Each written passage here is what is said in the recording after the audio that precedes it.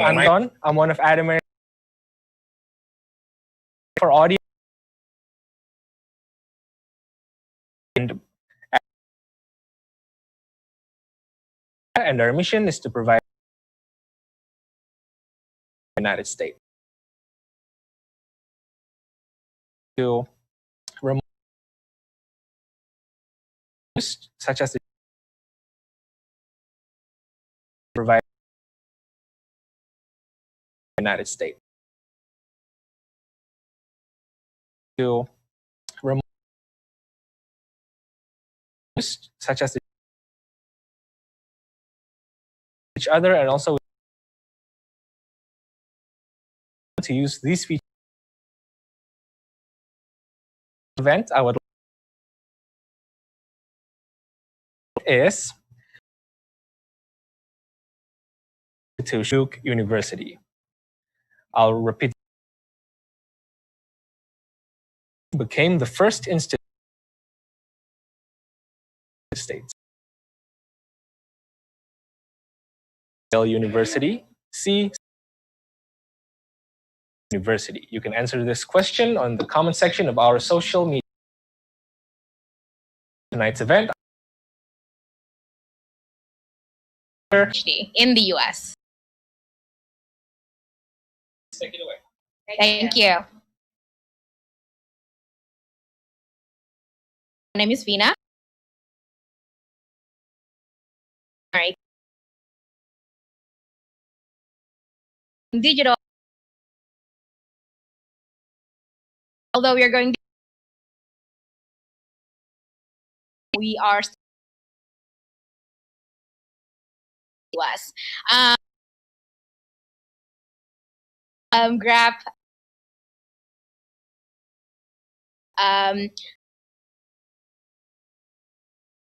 is something that you're going to talk about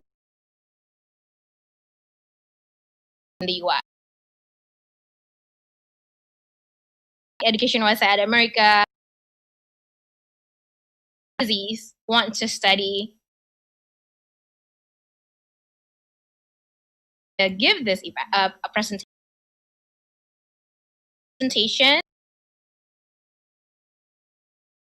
keep all the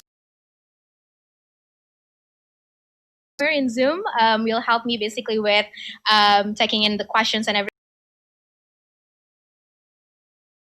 And we're questions. All right. I would like to welcome who is watching this session. We are on Facebook, YouTube, and of course, getting so at America have the apps on your phone. Let you guys in, all right? But if you're watching this from, but then discuss that together, all right? So if this is your first time, again, I would like to give you a little bit of presentation about EducationUSA, just in case you're wondering who we are. So I'm going to put the slides up. Okay.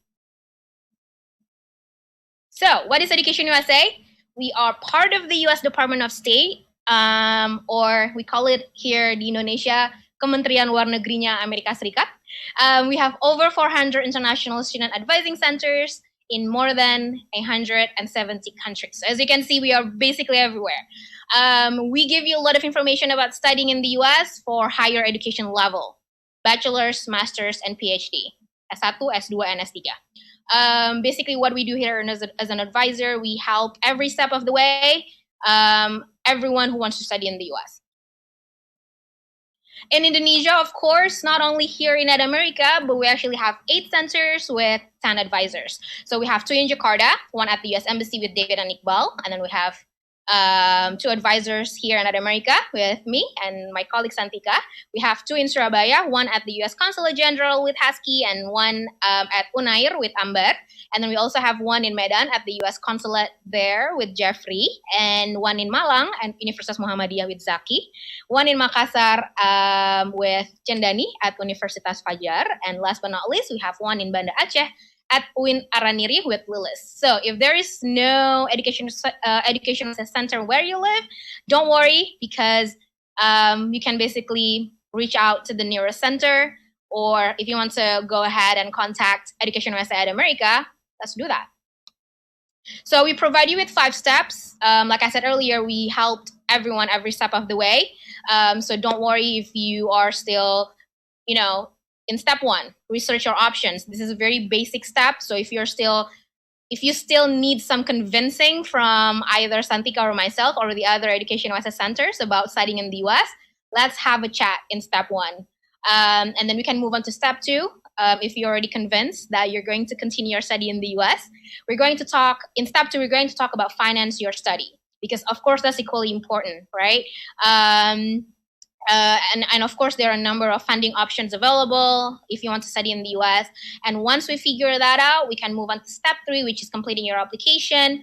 There are a lot of things going on in step 3. We can take a look at your essay, for example. We can take a look at your resume or CV. If you have any questions about letters of recommendation, or if you have any questions about, tips to practice your GRE or GMAT, that's basically what happens in step 3, right? And then after that, if everything goes smoothly, you have all the documents ready and what have you, you are ready to submit everything. And then you're going to wait to hear back from the university. And once you get accepted, you're basically ready to study in the US. And then the next step would be applying for your student visa. I know it's unlikely to happen during this situation at the moment, but in step 4, usually we are giving you the step-by-step on applying for the student visa, all right? And then last but not least, we have step 5, which is prepare for your departure. This is basically my favorite time of the year, because we invite everyone who's already got accepted to America, and then we give you a lot of presentation about a variety of topics. For example, the first few things that international students need to do when they get to the US, how to open a bank account, classroom experience, and many more, right? But then again, because everything that is happening in America is always open for public, so even though you have not got accepted, we are basically welcoming everybody to join this event. So this was basically kind of like the glimpse of what we do here in Education USA. So as you can see, we're basically helping you every step of the way until you get to the US to study. So meet with us. Again, my name is Vina, and then I will have Santika later on during the Q&A. If you want to reach us out directly, here's my email, falatas@educationusa.org, or you can also contact Santika right away, salim@educationusa.org. The good news is since we're going digital, it's similar to our advising sessions. Everything is via Zoom now. The good news is we are basically available every day. So we are available from 1 until 9 p.m. And here is the Zoom ID. So, and our advising system is first come, first served. So you don't have to make an appointment to us, because just as long as the advising room at Zoom is available, we can definitely have a chat. But if I'm currently on a session, for example, and then someone else is coming in, I would, give a quick message. Hey, I'm currently on a session, feel free to wait, right?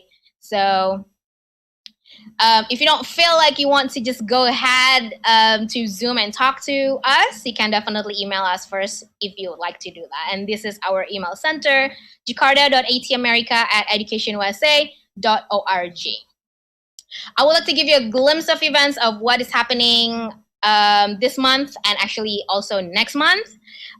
Tomorrow, especially if you want to study MBA, we're going to have a discussion with 4 great incoming students to a number of highly selective MBA programs in the US. So we'll have someone from who is going to continue the MBA study at Cornell, Harvard, MIT, and Yale. So it's going to be tomorrow. We have a slight change in time. So before it was 7, but then now it's going to start at 6:30. So you definitely do not want to miss this. There's no presentation whatsoever except my introduction presentation. But basically this event is we're just going to ask a lot of questions to them. So if you have any questions as well, and you want to hear basically their journey, their application journey, this is basically for you guys. And then next week, we also have another discussion session with a number of incoming students. This is specifically from the eastern part of Indonesia. We would like to also hear their stories. Join this event. So now we're about to August with us. So part of our monthly event is the CV, building strong CVs and resumes, and also to learn a little more about the importance of letters of recommendation. So we're going to have that on August 6th. So if you would like to know the differences between CV in the US and here in Indonesia, this is definitely for you guys. Another discussion session, which I am very excited about, is about public health programs in the US. It's one of the topics or one of the programs that a lot of young professionals here in Indonesia would like to continue their study on. So if you're one of those people, please join this event. We have a number of students and 1 alumni. We have from Columbia, Emory University, Harvard, and Johns Hopkins. Another part of our monthly program is the essay writing, because I'm telling you guys, I want to say this is the #1 service that a lot of us come to us for.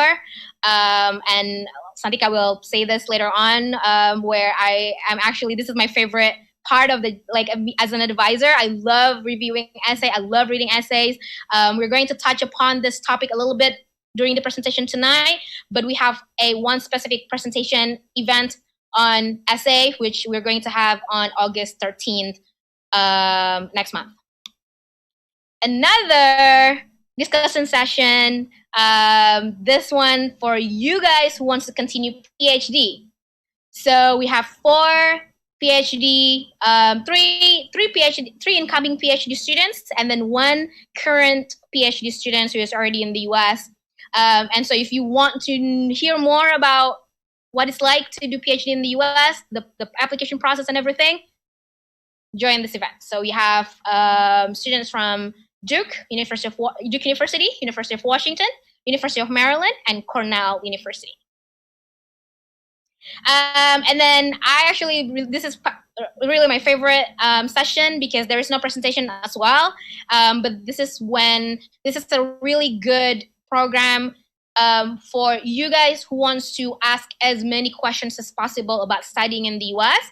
So Santika and we are basically going to just have a lively discussion, taking as many questions as possible. So we're going to have this in August 18th. And if you want to study in the US, of course, you will have to take one of these tests, 2 of these tests, the English standardized test and the standardized test. So we have TOEFL or IELTS, and then we have GRE or GMAT. And then if you want to know more about it, we have a presentation on this. Again, we're going to touch upon this topic a little bit tonight in the presentation, but if you would like to know just everything about it, we're going to talk about it on August 29th. Okay, so as you can see, we actually a lot of things going on here in EdAmerica TV. So yeah, and if you want to check our upcoming events, you can definitely go to the EducationUSA official website, which is educationusa.state.gov, or you can definitely visit EdAmerica's website, and our upcoming events is there. The Zoom links is there, so you can definitely register right away.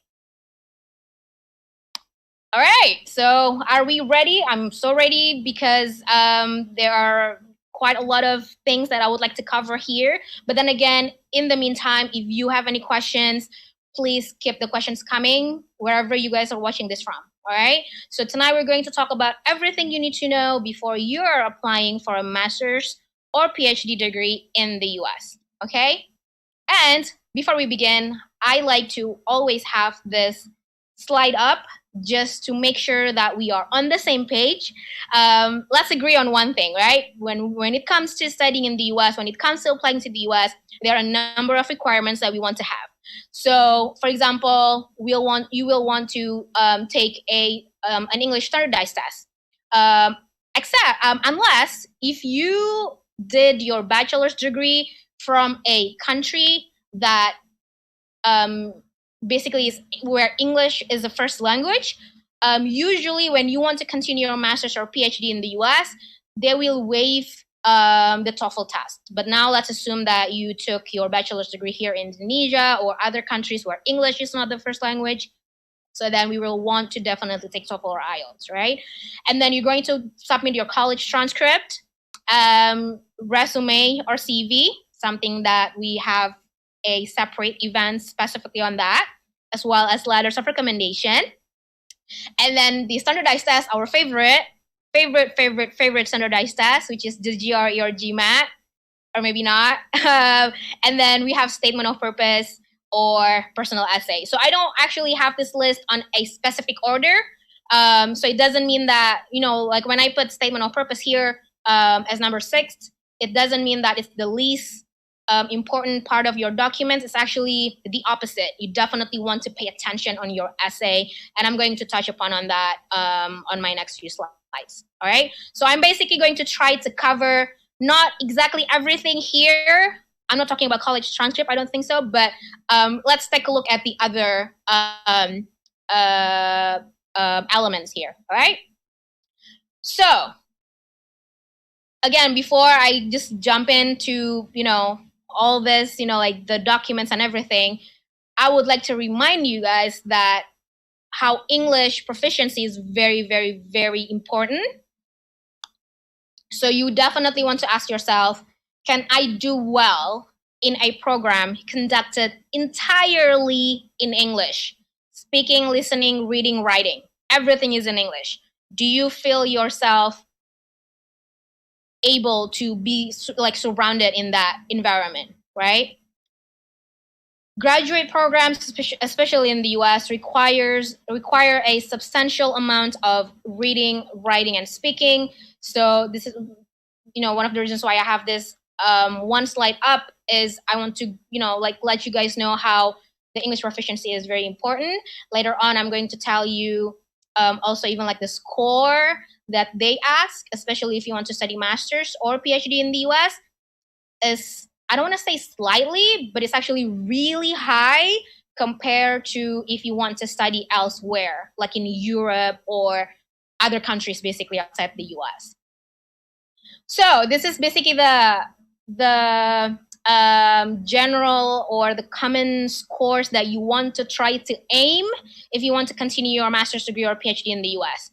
90 minimum on TOEFL IBT or 7 on IELTS. I know probably some of you who are familiar with the scoring system with TOEFL and IELTS will find it a bit shocking because the normal or the general score, the minimum score for TOEFL is 79, and yes, there are actually a lot of programs, master's or PhD program in the US, where they ask you way higher. I don't want to say slightly, very high, right? Especially if you want to do law, it's actually very high. So if you can aim 90 or on TOEFL IBT, we're basically good to go.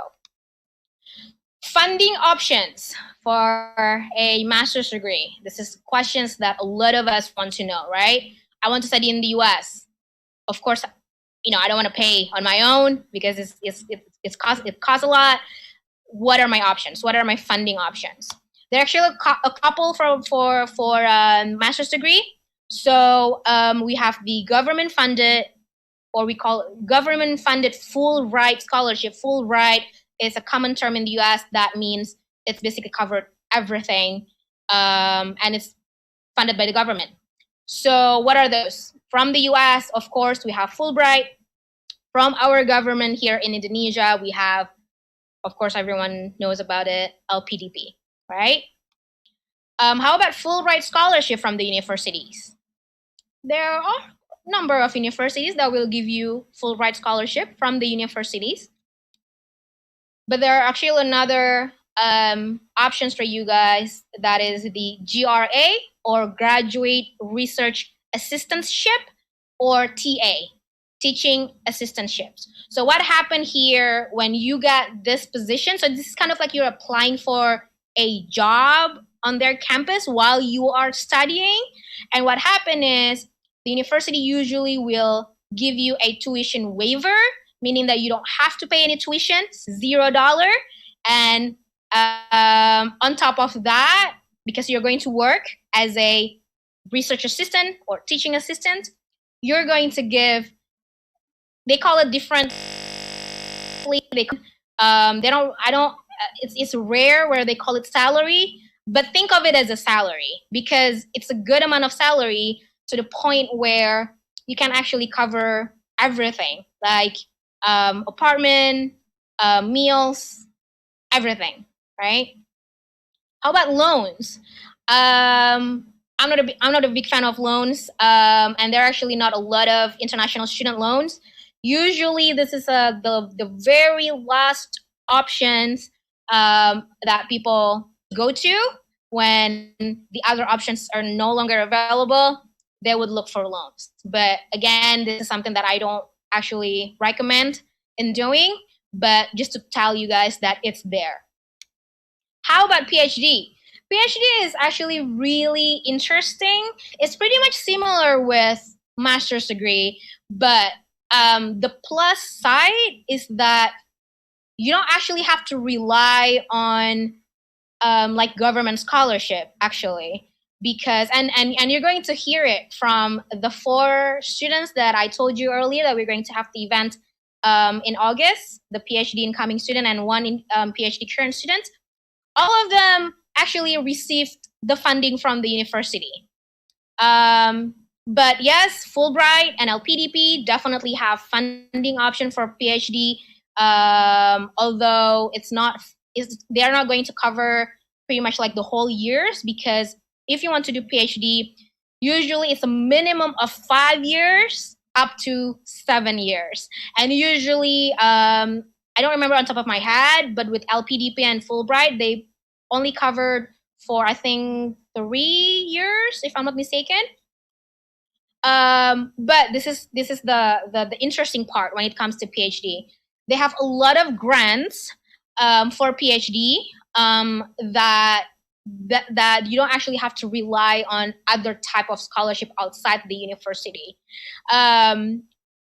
So this is again pretty similar to the GRA and the TA position that I mentioned on my slide earlier. But so technically, again, you're going to receive a tuition waiver because you're going to basically work together with them, whatever research that you want to do. And then, on top of that, you're going to receive stipend, allowance, whatever they want to call it, okay? So when it comes to master's degree or PhD, I know it sounds too obvious, right? To decide the right program. But oftentimes there are a number of advisees coming in, and They want to apply for the universities for the upcoming term, but they are still trying to figure out which of the two programs that they want to go to. All right. So usually I tell them knowing exactly what program that you want to do is really, really important.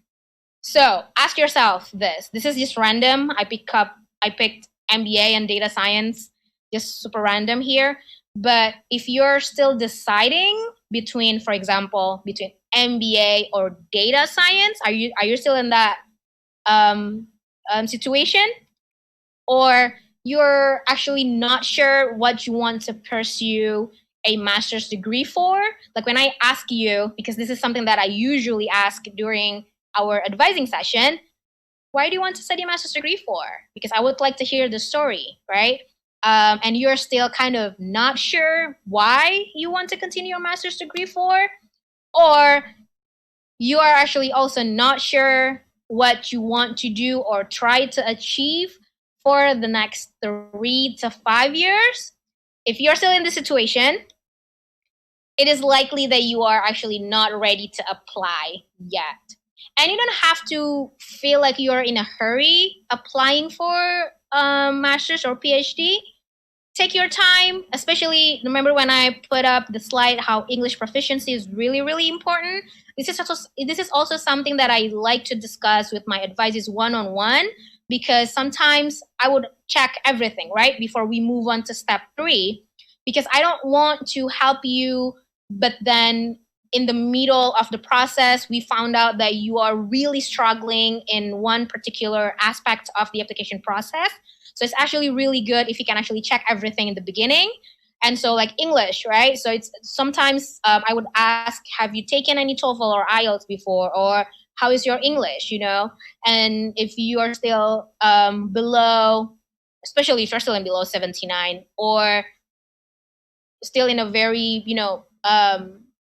general common score, I would definitely tell the advisees to try to level it up by, I don't know, maybe take some time, probably 6 months, a year, to focus on the English, or focus on, if you're still deciding between MBA or data science, probably you want to kind of like do a little bit of more research on what is it that you want to do after you graduate. So you don't have to feel like you're in a hurry, right? Just take your time. But if you're kind of already in a position where, nope, I already know what I want to study. I want to study computer science. My TOEFL or IELTS is pretty okay. I need guidance on some other aspect, essay, for example, or resume, for example. I'm ready to apply. Then let's do it. And you definitely want to start early, that's for sure. How early? This is something that I also get a lot of questions on. Definitely not 1 year early. I know it's shocking, but you definitely want to do 2 years prior to the beginning of study. 2 years. 2 years. I'm telling you why. Because the university's deadlines in the US, they range 5 to 11 months before the program starts. Right? 5 to 11 months. So early before the program starts. And of course, we don't want you to compile all the application near to the deadline, right? Because let's be realistic here. Applying to the US is not easy. On my first few slides, we have a lot of requirements, basically, okay? And so with that deadline in mind, we want to actually take it another year before that to have everything.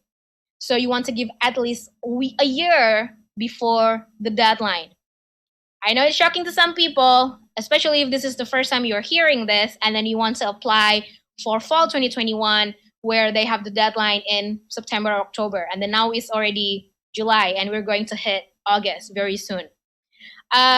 So here the example is, if the deadline is December 2020 of this year, for a program that will start in September 2021, which is fall next year, that means you should start as early as December last year. So I have actually been telling this since last January. Every time on my events, when when it covers similar topic like this.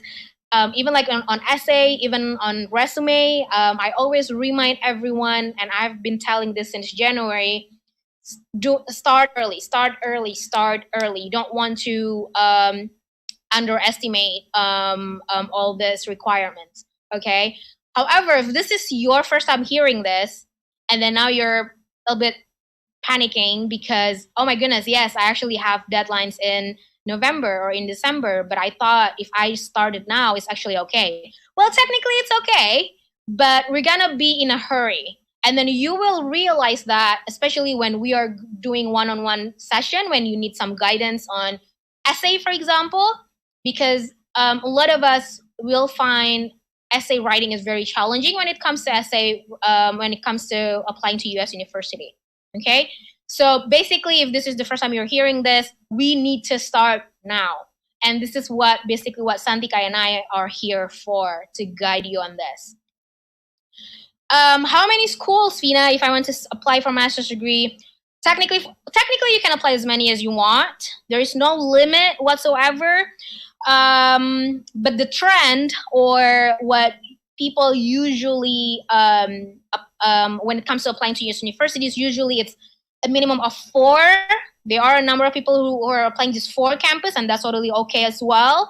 4 to 6 schools. There are some people who basically pick all the schools under the category of highly selective universities, but we don't recommend that. We recommend you to basically pick 1 or 2 dream schools, 1 or 2 target schools, and 1 or 2 safety schools. Now, if you want to apply for LPDP and you are categorized as an LPDP regular applicant, you don't actually have so many options here. Probably we won't have any list on target and safety schools, but mostly will be dream schools. But if you are going to apply as an LPDP afirmasi or LPDP, I don't know if they call it LPDP affirmation, but LPDP afirmasi. So kalau kalian kerja di PNS or any specific field, your option will be definitely bigger. You have a lot of more options, which is good. We can definitely pick dream schools, target schools, and safety schools. Okay. For a PhD, it's a little bit different because while on masters, you definitely want to really do research on how great the program that you want to do is. With PhD, you can technically do that, but usually when it comes to PhD, it's common where you actually try to get the professors first. So when it comes to PhD, the prospective PhD students, they don't usually look at the university first. So, but they look at the professors that they are going to have the research together, and see where this professor is actually, which universities that this professor is actually teaching. So for a PhD, you may want to kind of contact a number of professors or faculty members that you would hope to work with and share your research proposal, and that eventually you're going to work together. So at the end of the day, creating a balanced school list that includes dream, target, and safety schools is always the key to successful college applications. Although, again, it may not be the case if you want to apply for an LPDP regular. And I'm emphasizing this because apparently the majority of Santika and my advisees usually will be categorized under the LPDP regular. So I'm going to go real quick here. Just want to tell you real quick what dream schools, target schools, and safety school means. Dream schools are basically schools that you really dream of. Usually it's really hard to get into. The top schools in the field, even though the university may not very well known, but if the program if the program that you want to do is actually number 1 from that university, that will definitely categorize as a dream school. All right. They usually have less than 10%, or I usually call it even those universities that have less than 30% acceptance or admittance rate. It will categorize under dream schools category. Target schools is 40 to 70% acceptance or admittance rate. We have a 50 chance of you getting in when you kind of take a look at their, and you can actually, just like Google it for the university that you want to go to, and then you type the acceptance rate, and then they will actually tell you about it. Basically, again, it's a university where you have a solid chance that you basically fit the requirements, 50-50. Schools that you will most likely end up going to. And then we also have safety schools. It's schools where you have 70% of acceptance rate, but then again, it doesn't mean that this is not a good school, right? It just happened that they accept a lot of applicants. So we call it safety schools because it's schools that you will most certainly gonna get accepted. And since I'm basically mentioning some schools, and a lot of us, when it comes to studying overseas, we tend to just think about ranking. But did you know that there is actually no official ranking system whatsoever? It doesn't exist, actually, for colleges and universities in the US, right? And then you'll be like, wait, hold on, like, what are those lists? What are those rankings that I've been seeing online? That's because those rankings are from third-party organization, but there's no official ranking from the US government, from the country of the United States. There is no ranking system whatsoever, okay? So this is something that you definitely want to try to start to think about, where you don't want to just focus on ranking, but you definitely want to focus on the program itself, okay? So you shouldn't try to match yourself to the school, because this is oftentimes what happens when we want to study in the US, right? A lot of us think that I don't want to study in the US if unless I get accepted to this and this and this university. If not, what's the point of me studying in the US? That's a really false. It's just not true. That's not really what we want to do when it comes to studying in the US. So you definitely do not want to try to match yourself to the school, but rather find the schools that matches you. So it's actually the other way around. The way I call it is, you definitely want to be very selfish when it comes to studying in the US for a master's and PhD, because you don't want to match yourself to the school, but you want to find schools that matches with what you want to do in the future, okay? So now the question is not, and this is again something that usually we kind of like missing out the other words, because usually we just ask ourselves, or we ask people, what is the best university? What is the best universities in the US? I want to just apply to the best universities in the US, and that's it. That's not the questions that we want you to ask yourself, but what is it? It's more like, what is the best university for me? What is the best university for me? What universities in the US, what programs in the US that will match whatever it is that I'm looking for? Again, you definitely want to be very selfish in a good way. So ranking are basically just a starting point. It doesn't mean that I don't use ranking. I do actually use ranking when it comes to like my advisees ask. So if I want to study computer science, where do I start? What are the universities that I should look on the website, right? So I would definitely go on Google and I would do some keywords, right? I would look for some rankings that has been done by third-party organization. But then whatever list that they have, so usually, I don't know, they have probably like top 5 or top 10. It doesn't mean that I want you to just go ahead and pick whatever on their number 1 list. It's just to kind of like help you navigate or kind of like telling you that these universities have this good program, but don't stop there. And this is something that you're going to do. I'm not going to do it. A lot of people kind of like thought, Fina, can you help me find it? And I'll be saying, no. Can I do that? Of course I can do it. But do I want to? I don't want to. I want you to do it, right? Because that's going to be your part. Because I don't know exactly what you want to do 3 to 5 years. I don't know what do you want to use this program for. So this is definitely something that you really want to do research on And you're going to understand better on why I told you earlier that you definitely want to prepare this so far ahead because of this, right? Because you want to be very selfish. You want to apply for the right program. And so, yeah, after you get all this list from the universities, probably you're going to do it on your own or you're going to get it from me. You're going to basically learn more about the program, right? Because even basing your decisions on rankings does not mean it is the right university for you. And this is something that I keep remind my advisees over and over and over again. And trust me, you will thank me later. I have a number of advisees. I'm giving you an example, right? I have one advice in particular. This is just, come up on my mind just a second ago.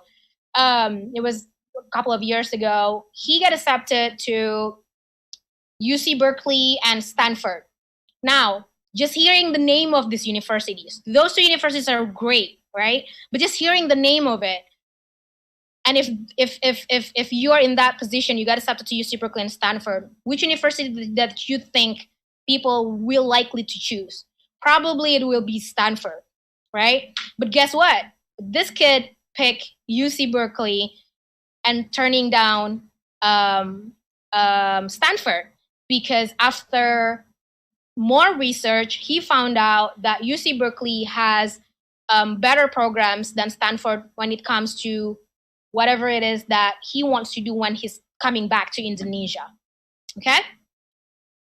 So what this list can do, list of universities, what they do is to give you an idea of which US universities offer the program that you would like to be enrolled in. But we don't want to stop there. We want to really do a lot of research about the specific program. You want to probably have an Excel sheet, right? And then make like pro and cons. Maybe this university is, although it's ranked number 1 for that specific program, but universities listed as number 5, for example, or maybe 10, or maybe like even 15, 20, they have an even better programs to offer compared to the universities that is listed number 1. All right? So yeah, you definitely want to do research how each program is best for you. A common questions that we actually get a lot from our advisees is a lot of us concerned about our GPA. Fina, can I get into grad schools despite a low GPA? Although I found it really interesting because I did my bachelor's in the US, and in the US, when it comes to the perspective of people of having low and high GPA is just different. So I found it really interesting that in here in Indonesia, or I don't know if it's like an Asian thing, where if it's 3.0, 3.1, 3.2, 3.3, 3.4, it's considered a low GPA. Because, like some people in the beginning when I just started this job, and then they would say, I have like a low GPA. And then I thought low GPA would be somewhere under 3.0, like 2.5, 2.6. And then, oh, okay, like how low? And they said, I got only 3.3 GPA. And then I would be like, wait, really? You consider that as low? But you know what? I'm just going to put it here. Let's assume that 3.0 until 3.44 is actually a low GPA. Can I still get into grad school? This is something that here in Indonesia, I see a lot of us really pay attention too much in this GPA to the point where, oh, I'm not applying to US university because my GPA is only 3.1. Of course, I'm not applying. I want to tell you that it's a myth. It's not true at all, right? If you have 3.0, 3.1, and you really want to study in the US, do it. Do it. Because I'm telling you guys, I have actually a lot of advisees with this range of, GPA, and they all still actually get accepted to universities, even like highly selective universities. And I'm going to tell you why that is the case, okay? So basically the answer is yes and no. So what I want you to focus on is you want to focus on other requirements you have control over, right? Oftentimes when we are still on step 1, I ask you a bunch of questions, and the one question that I don't ask you is your GPA, because I don't care. I don't care what is your GPA. And I don't think the admissions committee, well, I mean, yeah, they're definitely going to take a look at it. But that's not like the only thing that matters. Your GPA is not the only thing that matters. All right. So the reasons why I don't ask you for your GPA is because if I ask you, do you have any control of your GPA? Okay, fine. You have like 3.1 GPA. What can you do now? Are you going to go back to bachelor's degree and like redo your study? Definitely not, right? So what we want to focus on when we do like the one-on-one advising is let's just focus on the other requirements, right? Because you don't have any control over your GPA. You can do nothing with your college GPA anymore unless you come to us and you're still in college. Many universities evaluate applicants holistically. This is why I don't ask you for a GPA. Many universities, if not all universities in the US, and I think this is what makes the US is really unique, because they evaluate your applicants holistically. Holistically means that they're not just looking at your GPA, they're not just looking at your resume, they're not just looking at your resume or CV, they're not just looking at your GRE, but they're looking at all of those together. All right. So if you want to balance everything out, so if you feel like you have a low GPA, then let's write an excellent essay. Let's create a strong resume or CV, or strong letters of recommendation by having good recommenders, and strong GRE or GMAT scores. Letters of recommendation, let's touch upon on that a little bit here, right? Because it's also one of the hot topics that a lot of us want to know about. How many? When it comes to studying in the US, normally 2 to 3 letters, all right? But it's different from one university to another, but normally 2 up to 3. Something that I don't think people are familiar with when it comes to letters of recommendation to the US is that you want to make sure that each recommender will say something different. Oftentimes you are thinking, oh, okay, so my strength is, I don't know, leadership or public speaking, for example. And so oftentimes you are thinking, so I want all the 3 recommenders mention about my great public speaking skills. But that's not what we want to do. Actually, we want to have each recommender basically telling you different thing, okay? And how to do that? By being upfront. You can actually be upfront and talk to them about what you want them to say in the letter, all right? But then, of course, this is one of the examples on why starting very early is a really good idea, because of this, because you want to make sure that you give the recommenders plenty of time working on your letters of recommendation, because you're asking for help, right? We don't want to make them really in a hurry in making this. Although, you will definitely may want to kind of like asking them, reminding them about the letters. But again, if you have plenty of times, they will appreciate it. This always happens, right? Of course, it's always happened. The recommenders ask me to write it for them. So now, can I actually do that? Definitely 100% not. Ethically speaking, it's not right. The universities consider letters of recommendation as something confidential that you're not supposed to actually know what is inside, let alone write it, right? So definitely not. I know we see this as something that people do, but I actually talk a lot about this specific topic on this event because I don't want to pay too long on just covering one topic, right? Because we want to get everything covered tonight, okay? So if you want to know more about it, we have specific topic on that, which we're going to have in August 6th, 6:30 until 8. So we're going to talk about resume. We're going to talk about the importance of letters of recommendation. Now, our favorite part of the application. Preparing for a GRE or GMAT tests. We got a lot of questions, so I'm going to cover, I'll try my best to cover everything. Some of the common questions is usually, Sofina, how long should I prepare before the test? How do I prepare? Is it going to be by the book, or should I join like an online prep course, or should I join like an in-person prep class? And what is a good GRE or GMAT score? Because I have a hard time get that score on the university's website. What is the minimum, or what is the cutoff? I can't find it anywhere on their website, right? These are some of the common questions. So let's talk a little bit about that, right? So some graduate schools may not specify any minimum or average GRE or GMAT score requirements. Actually, in fact, oftentimes I just couldn't find it on their website. They don't usually mention it on their website on the score of the GRE or GMAT. Do you know why? The word holistic is definitely going to be your friend.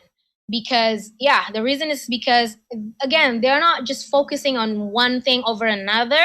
They want to look at everything, right? So this is one of the reasons that they don't really want to take a look. I mean, they are definitely going to take a look at your scores, but they don't want you to just kind of like focus on that specific score that they want, okay? So what does that mean?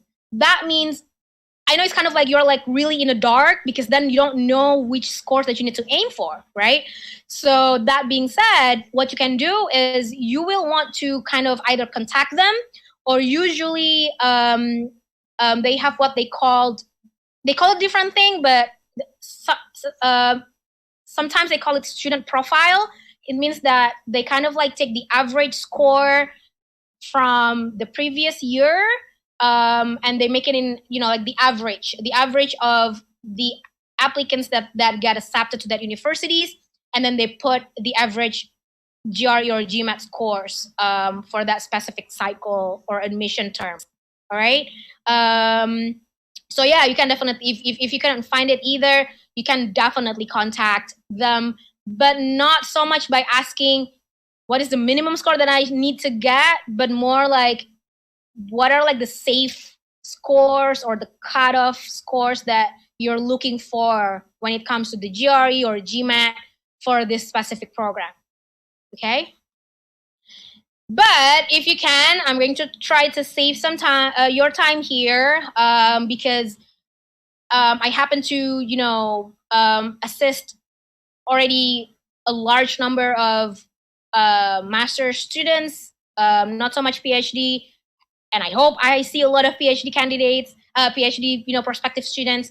But based on my experience, when it comes to do a master's degree in the US, especially if you want to aim for highly selective universities, these are basically the scores that you want to aim.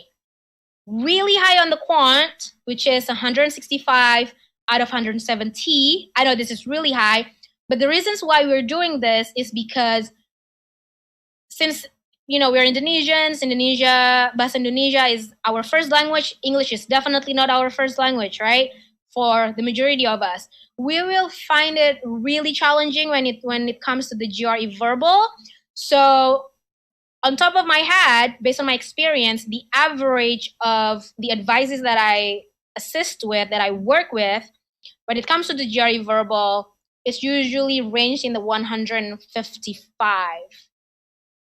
150, 155. I probably only have like about 1 or 2 people so far that can reach 157, 160, but no more than that. But since we happen to do really good in math, that's what, if you can, that's definitely what we want to focus on. 165 out of 170. This is also, especially if you want to do programs that is really heavy in math. So if you want to do MBA and you want to use GRE, you definitely want to reach an almost, if not full score on the GRE quant. Or if you want to do computer science, engineering, those programs that use like really hardcore math, you definitely want to do really good in the GRE quant, right? Try to aim for, in the GRE essay, My experience, I have not had any one advisee that can reach 5. 3 is really common, but that's kind of considered pretty, I want to say, low. But if you can aim for, amazing. Okay. On the GMAT, it's really, it kind of like depends on the universities as well. This is something that we can definitely talk tomorrow if the because we're going to talk, we're going to have a discussion with 4 incoming MBA students, right? If they feel comfortable in sharing their GMAT scores, let's hear it from them. But usually I tell my advice is that if you want to do MBA, you definitely want to aim 650. And 650 is kind of like considered, especially if you want to aim for highly selective universities that, you know, have like really great program in the MBA. 650 is kind of a little bit on the lower side, a lower score. So if you can aim for 700 and above, fantastic. Okay. But this is just kind of like giving you the idea of what you want to aim if you can. So let's take a look at an example, right? The GRE score requirements for different programs, and let's use Harvard, because I found it really interesting, because let's take a look like how with Harvard Graduate School of Engineering, which is really heavy in math, right? Their GRE quant is actually, the average is actually really, really high. It's in the 95th percentiles. The verbal scores is on the lower side, but it's still pretty much like high. But let's take a look at how with the Graduate School of Design, although they are also asking for the GRE, but take a look at the score here. The score with the GRE quant is on 157 and not, you know, this pretty much like 11, 12 with the GRE verbal. But it's still slightly lower than what I showed you here, right?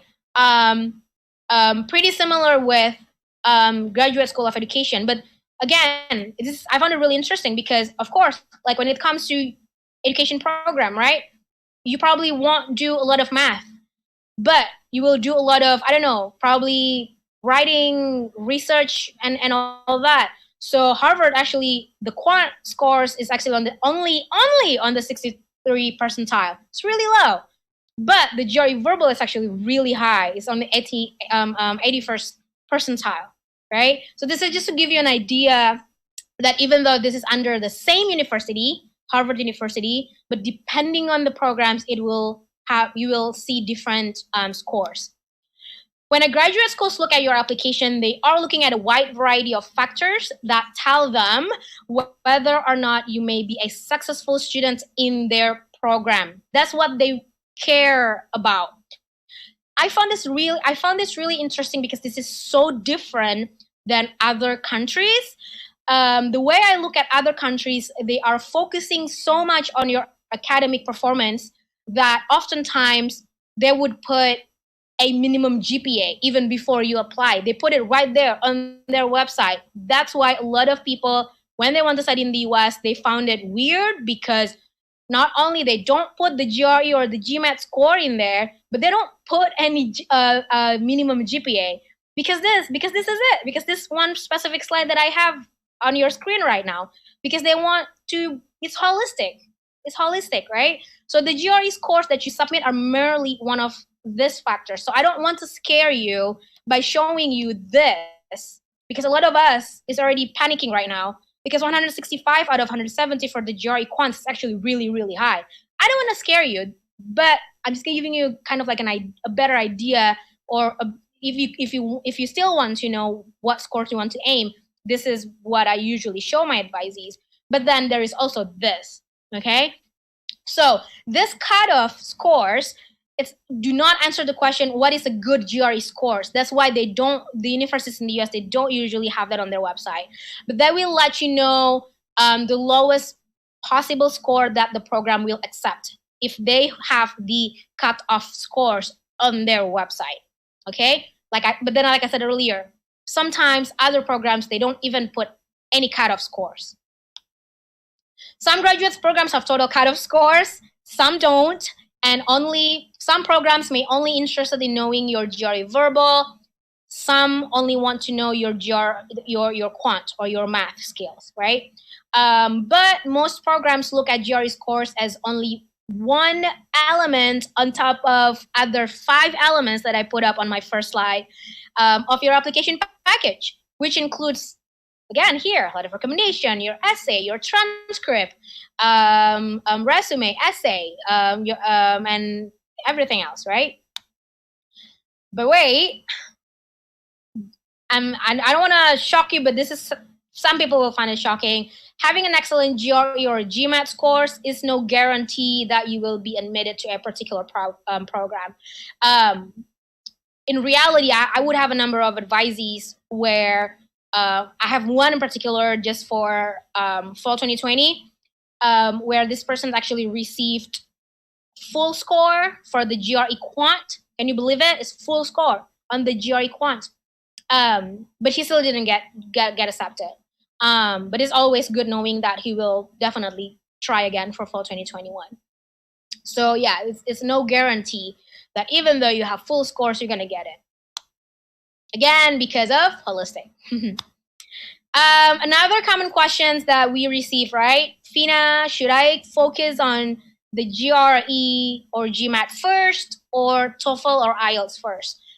Technically, we can see it from 2 different perspectives, but what I can tell you, if you can achieve a good GRE or GMAT score, so if you want to do this first, you should have no problem reaching the minimum scores of TOEFL or IELTS that the university require. Why? Because especially the GRE verbal, right? The English level that they ask you on the test is so much higher than the TOEFL and IELTS. So so this is definitely something that I don't really have the answer. In the beginning, I kind of like see it like, for me personally, I would definitely ask myself first, how am I comfortable with my English? Because obviously, if my TOEFL or IELTS is nowhere near the requirement, I can't move on to do GRE. Probably I can if I'm really good in math, but then, which is also a valid reason if you want to do GRE first, because you know that your math is really good, but then it will be problematic if, let's say, you're focusing on your GRE first, you have wonderful GRE Quant score, very low on the GRE verbal, and then very low on the TOEFL or IELTS, and then we are stuck. We have a problem now because we can't move on, right? That's why for me personally, I would check on my English first, as in like, doesn't have to take like the official TOEFL or IELTS, but kind of like if you can get some mock tests, or I know like TOEFL, they have not like a real test, but almost similar, and it's slightly like definitely way affordable than for the cost that you can take to kind of like get a better idea where are you in your TOEFL score. Writing essays, my favorite. Writing essays are my favorite.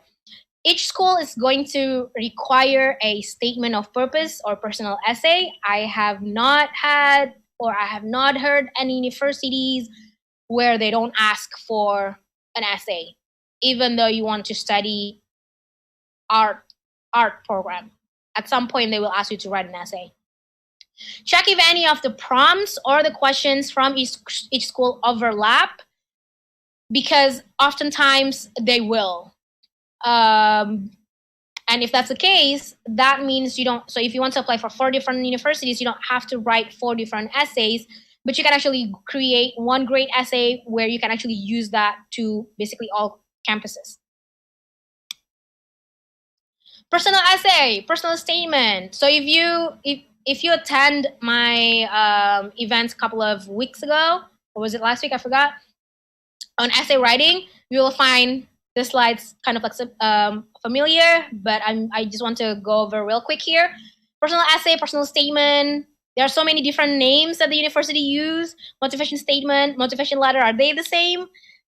This is something that I will cover on a separate event, but there are actually a lot of different names when it comes to essay. So if you find this when you're doing research, just just a heads up, that it might be confusing, but they are basically the same. But then, like, again, like, what makes the US admission essays really important, what makes them really different to the point where I would actually give this presentation every month. One of the reasons is because writing US admission essay, it's not as simple as writing an autobiography. And oftentimes, if not all the time, that's what we think when it comes to essay writing, because basically that's the kind of essay that you want to write when you are applying to other countries outside the US. And so people think, well, US can't be different, right? I mean, it will be the same, right? Turns out it's really different.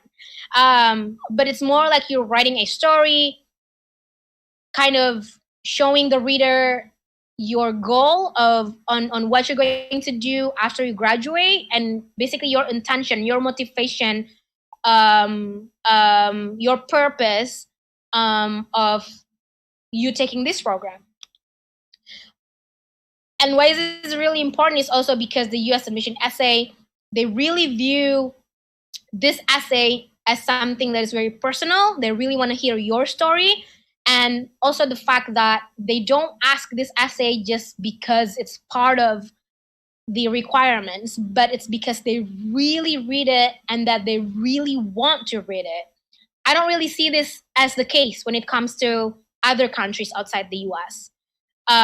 Because just writing an autobiography out of your resume or CV, and then you kind of like making it narrative, like in a story wise, and then you have good grade, you're good to go. But in the US, that's not the case. The admissions committee really want to get to know you beyond your professional and academic achievements listed in your resume and other documents. That's why it's really, really important, right? And basically, the essay is the only document where you can do that. The only document where you can tell what is your purpose of taking this specific program in their campus. Okay?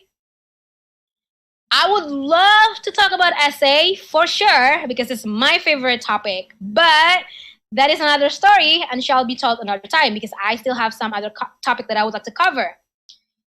And I would urge everyone to attend this specific session on essay writing that we're going to have on August 13th, similar time, 6:30, okay?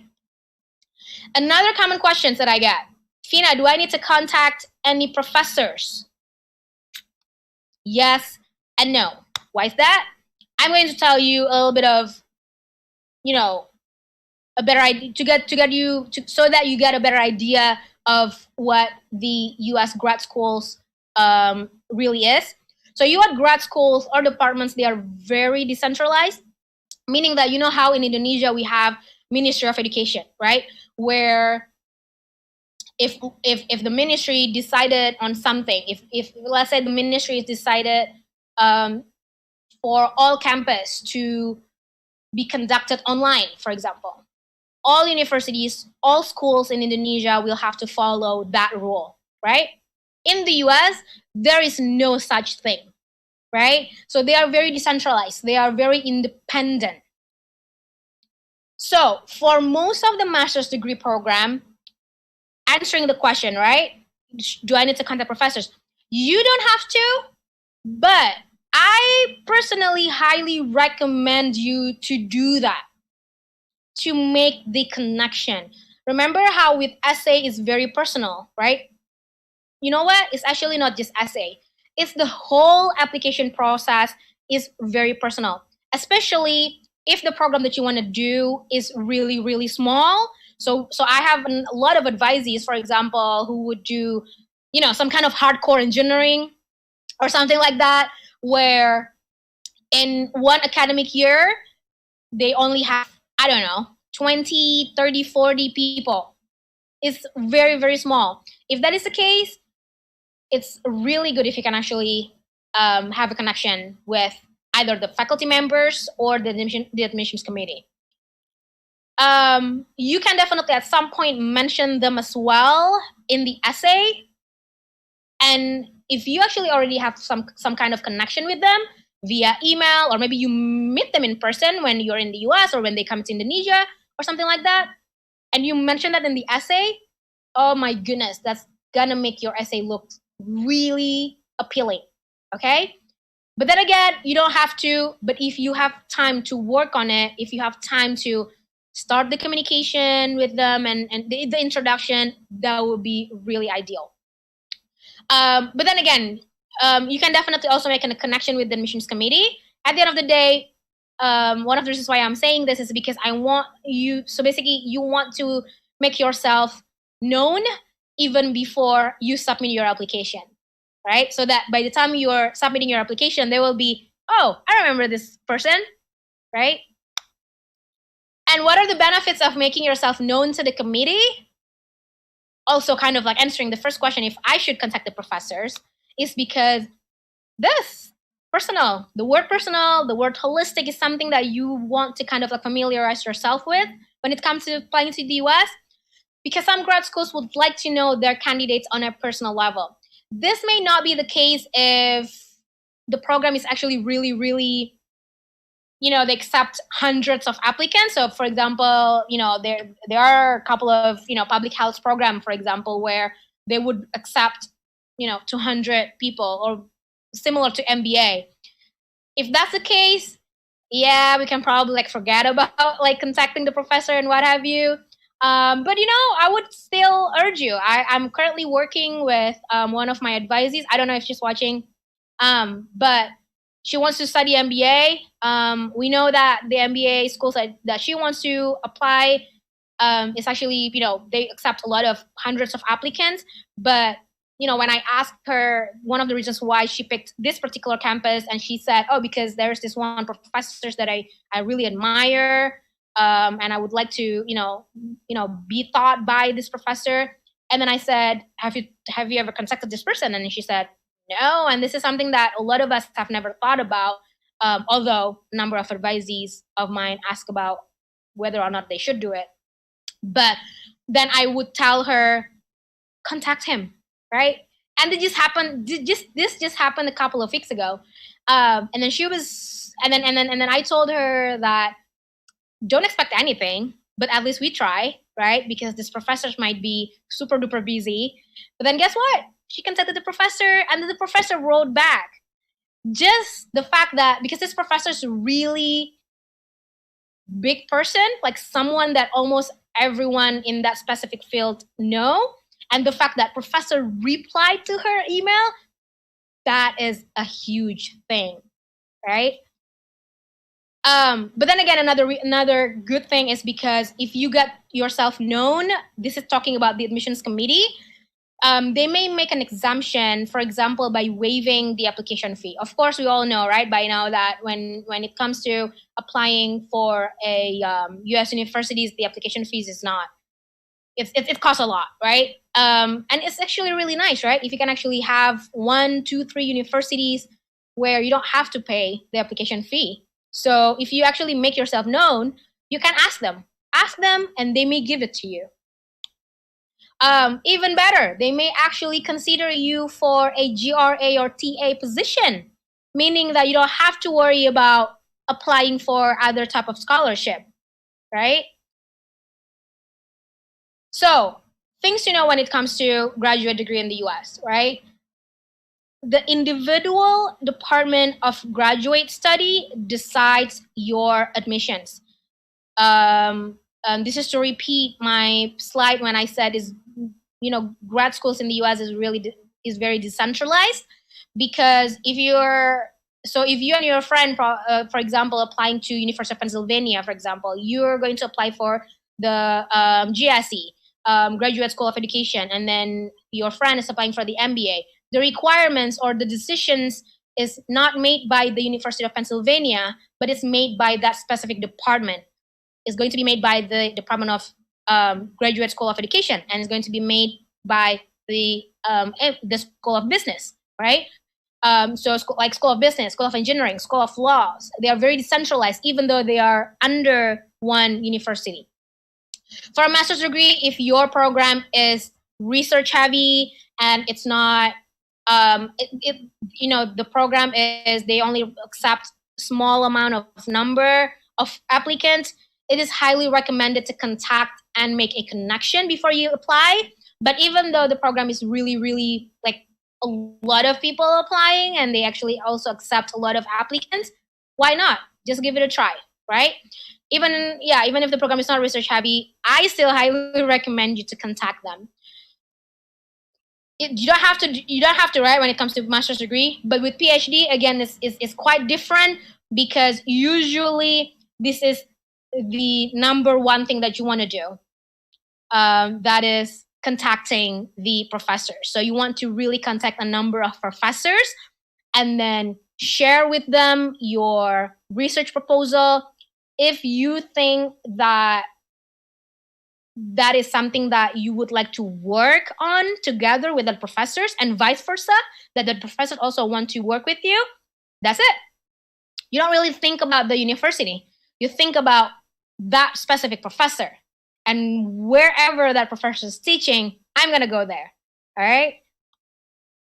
Before contacting them, however, you don't want to just contacting them just like that, right? You definitely want to contact them with a reason, for sure. So you want to do research first, read their journals of the professors that you would like to work with, that you admire, because you want to mention that in the email, right? Contact the professor and show how you admire and are inspired by their work, basically. Explain about, and then after you mention that, if their specific research is something that you also want or something that is pretty connected with what you want to do also, then that's it. You try to match it, and then you try to tell them, and I've read some of your research, and this is the research that I want to do, that I want to work on. I think we can work together on this. Let me know what you think, right? Sometimes the professors won't get back to you, and it's very normal. I always urge everyone to contact the professors with one specific thing in mind, that do not expect anything. With PhD, we kind of like want to expect the professors to contact us back. With masters, not so much, because sometimes they may not go back to you because they're super busy, because other applicants are contacting them as well, and their inbox is, they have like a lot of emails, right? They might be busy. They might be super duper busy. They don't have the time to write back to you. But in some cases, so for example, like this one of my advisees, where he contacted this one professor, this is for a master's degree program. And just the fact that the professor really, wrote back, it's already like a good thing. This professor is not specifically saying that I would like to work with you. This is not really common in master's degree, although, again, unless the program is really research heavy. But with PhD, oftentimes it's the case, right? So I have also one advisee. She wants to do PhD, and then she's been emailing back and forth with one professor from Harvard. And this is really funny and she didn't expect anything happened, she just kind of like wanted to do, the introduction. Eventually she will apply to Harvard, but she didn't expect a lot of things happen, right? But turns out the professors really, really, really like the research that this advisees want to work on for the PhD program, to the point where the department emailed her asking her for a Zoom, like a meeting, like via Skype or Zoom or whatever, to talk more about it. So this is usually what happens when it comes to PhD, right? When you contacted the professor or you contacted the university and they like your research and they would like to work with you, they are going to definitely invite you and urge you to apply. So yeah, here, in some cases, the professors may get back to you, showing that they're really interested in your research and really, really urge you to apply, even to the point where they said, apply now, as soon as possible, okay? So basically, okay, good, we're good in timing, but some of the key takeaways from this event tonight, if I can basically just making it into one slide, is basically this, right? Start early. Again, ideally begin 2 years before the program starts. So if you're watching this and you actually want to start your master's degree or your PhD in 2022, great. And please let us know. If you are here for 2022, please leave it on the comment box or the chat box, wherever you are watching this from. We would like to know if there are some people actually attend this event for fall 2022. I really appreciate if that is the case. But of course, I also appreciate you guys who are watching this and you still want to try for the fall 2021. It's a bit too late, yes, unless if the university's deadline is not until, let's say, March of 2021, then good. But I would like to tell you guys the fact that there are actually a lot of programs where the deadline is coming soon, like in September, October. I mean, I'm working on a number of people who would like to study MBA. Mostly it's already on the essay review session because they want to submit it like in September or like in October, right? English proficiency is very, very important. You want to aim for 90 to 100 on TOEFL or 7 on IELTS. Again, it doesn't mean that there is no program in the US where they accept lower than 90 for a master's degree. Of course there is, but it's very not common, right? It's very common in other countries, but not common in the US. In the US, usually it's 90. I mean, I know a number of programs where they would even ask for like 110 out of 120. So it's actually really, really high. If the school requires a GRE test, sometimes they may not put it on their website, but if you can aim for a good score on the quant section or in the math section, aim for 165. 160 is okay, but let's set the bar a bit higher. Let's do 165, okay? If the school requires a GMAT, aim for 650 and above. If you can get 700, that would be even better, okay? However, let's say you have tried your best on the GRE or a GMAT test, but you took the test twice or even more, and your scores are still below the cutoff score requirement. What can you do about it? Don't give up. Doesn't mean that you shouldn't apply to US universities. This is pretty similar like with your college transcript, right? You've tried your best. There's nothing else that you can do. Probably you've tried so hard, but then it's still below the cutoff score requirement. Move on. Let's keep trying. Focus on the other applicants that you have control over. And that would be definitely essay and resume and CV, especially if you're not applying until like 1 year from now or something like that. So you probably have some time to kind of like build strong resume. But with essay, that's definitely the one document where you can always make some progress to the point where there is no excuse to have a bad essay, right? So yeah, build the strongest overall application possible, contacting the professors, working on the admission essay, and use our service. We are here for free. We are here for you. The number one service that a lot of us use when it comes to EducationUSA at America is essay. So we are here. Use our service, right? And remember, the number one word that's going to be your friend from now on when it comes to applying to the US is holistic. I think I should add one more, and personal, right? And of course, EducationUSA at America advisors are here for you. There is me, of course, and Santika as well. So, any questions? So, I'm going to go back to Santika. So, how are we doing? Hi, Fina. Oops. Hi. Okay. Thank you so much for the presentation. I find it very, it's kind of like a complete guide and FAQ for those who wants to apply for master and PhD. And, when you are presenting, there are so many people asking in the chat box and other platforms. And I managed to answer some of them, but of course I am passing you some of the questions, but I will just do a little shout out while giving you a little break. So shout out to Someone in Instagram asked, when will the US Embassy resume the visa service? For this, you will have to check to the US Embassy website directly, or like the website that's especially for the visa application page. I forgot the exact website name, but it's about id.state travel. You can find it. The updates on the visa application.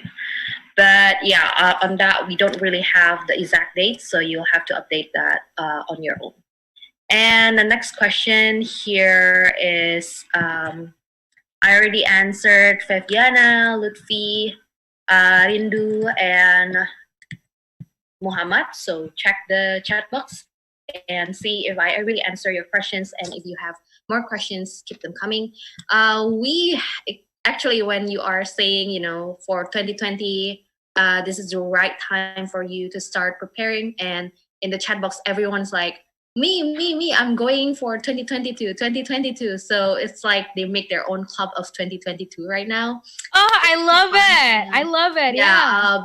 You can tell them what to do next, like maybe contacting us or how to find us later.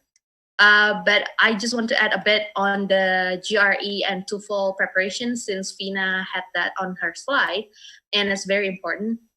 So at America, EducationUSA at America had GRE and TOEFL IBT prep course before, and we do have the recording, the video recording. And if you need the link to study or to prepare yourself for that, you can reach me out. I put that in the chat box as well, but you can email me at salim@educationusa.org. That's double S in front. And you can ask the link from me, and I have it compiled. I just need to send it to whoever needs it. So go ahead and ask for that if you need it. Everything's free. And I think if Vina haven't mentioned what we do for everyone who wants to study to US, from the step 1 until 5, everything is free. I know it's a bit too good to be true, like where, we review your essay, your CV, your resume for free and unlimited. It sounds too good to be true, but it's true. And Fina really enjoy reading essays, so don't worry about that. And you know what? I actually would like to challenge everyone. Do I have my voice out here? If the team can help me check. I'm going to pass you a question after I can hear your voice. My voice out? Can you hear me now? Yeah, can you hear me now? Okay, Santika can't hear me, but... let's see. Okay, Ambika, your second question is, there's a requirement for transcript evaluation. Can we use locally that also hold the legal stamp on it, or which international service would you recommend? So we recommend you to use WES, WES credential evaluation, atau penyetaraan. Jadi itu, so it's like their own website, and usually universities refer you to evaluate your transcript through WES. So if you go to WES, you will have options to which kind of evaluation that you need or requested by the university, and then you can send it from WES to the university. So you have to send it first to WES, of course. So that's that. And let's move to the next question. Okay, FP Sanjaya in Facebook. I want to apply for master degree or PhD in 2022. Hello, welcome to the club. We have a bunch of people who wants to apply 2022 as well in Zoom. So hopefully next time maybe you can log into Zoom and join the club as well. It's been around 6 months that I've been studying GRE. Am I late to prepare everything else? What's the next step after studying the GRE? So for 2022, you are totally not late, especially if you start 6 months already by now in preparing your GRE. But of course, you don't want to forget other application documents that you will need. So let's say you're preparing GRE, but don't forget you will also prepare essay, CV or resume, other tests if you need like TOEFL or IELTS. Of course, if you ace GRE, you generally won't have a problem with TOEFL or IELTS because then GRE is much more challenging than that. And after that, you don't want to forget that you need letters of recommendation, because that's very important and quite crucial in showing the committee that you have other side of you other than your grades. So letter of recommendation is from your someone that really wants to support you. So it will take time to request that. Okay, keep that in mind. And you're not late, so feel free to reach us out if you need anything or any guidance. Hi, Fina, can you hear me? Santika, can Hello? you hear me? Still no? Can you hear me? Okay, so basically, all right, okay. I'm going my to voice is continue out. to another question. Okay. Let's see. Okay. Okay, there is no winner. All right, so our time is up, unfortunately. I know there is some questions that unanswered, but feel free to reach us out. We are available every day in Zoom. The ID is, I'm going to read it again, just so if you just join us after we tell you in the beginning. So you can join us in Zoom between 1 until 9 p.m. every day. The Zoom meeting ID is 276-124-396.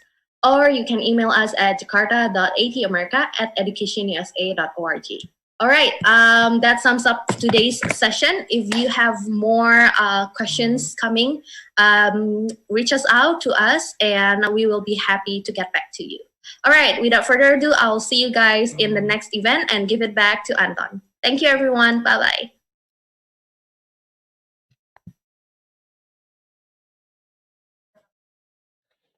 Okay, thank you very much, Mafina, and also Santika for a very wonderful presentation.